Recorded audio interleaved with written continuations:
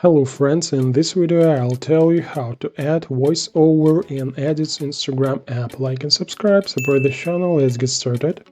So we create a new project, click on the plus sign in the lower right corner, select any video and click the check mark in the upper right corner.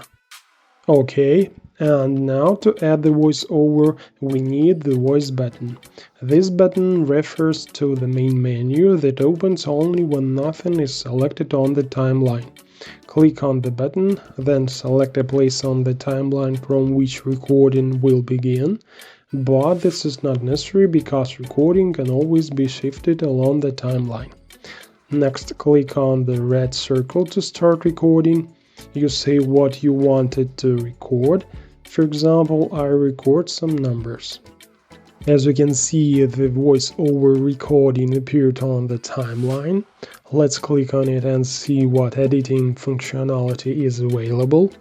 The first thing we can do is pull the edges of the recording to the left or right and crop the recording. To move the voiceover recording, you need to hold your finger on it and then drag it to the required location in the timeline. Using the cut button, we can cut out an empty or unnecessary piece of recording and then simply delete it. Next, use the volume button to decrease or increase the recording volume. Everything is clear here.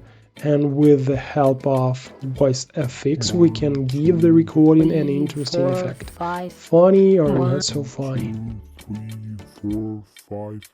Well, the last sleep button is used to select a certain fragment of the recording without changing the position and duration of the original fragment.